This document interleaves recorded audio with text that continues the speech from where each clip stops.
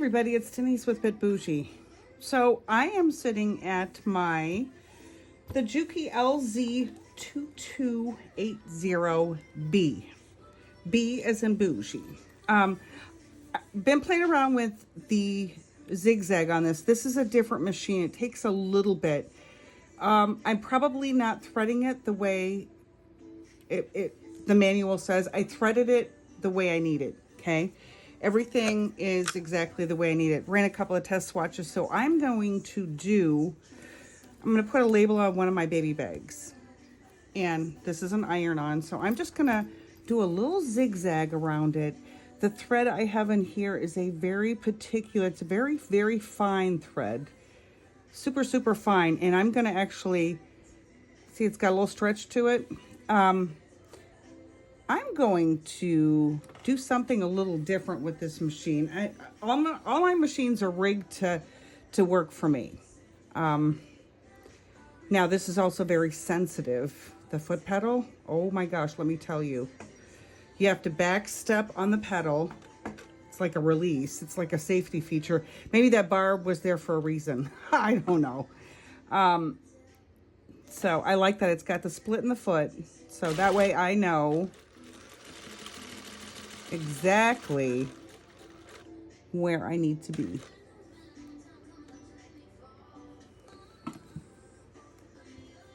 So I'm telling you, this is trial and error. It's very, very sensitive. You saw how I took off and I'm barely touching it. So it is super, super, I guess you could say tight. So, I mean, look, I'm just giving it a little tap and it's like, boom, gone.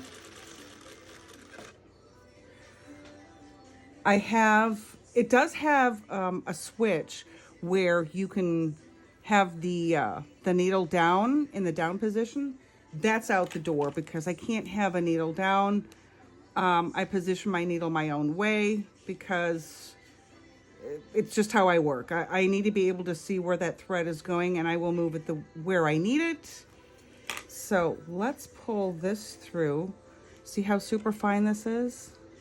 But it has a little stretch to it, which is going to be really nice doing the lizard and the snake skin. That's what I'm looking forward to. This also has a thread cutter that I will probably never ever use. I never ever use them on any of my machines. Biggest pain in the butt in the world to me. This is all my opinion. It's a big pain in the butt. Okay, so I am going to, what I never do, I'm going to backstitch. This is a tag and this is not the way I would want it.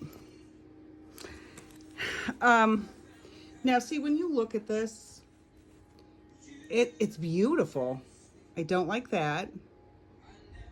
This is okay, the way this ended up, because it ends up on the top and then it starts here. So I know that my last stitch needs to be at the end of the tag, turn it, so that way I have a full triangle.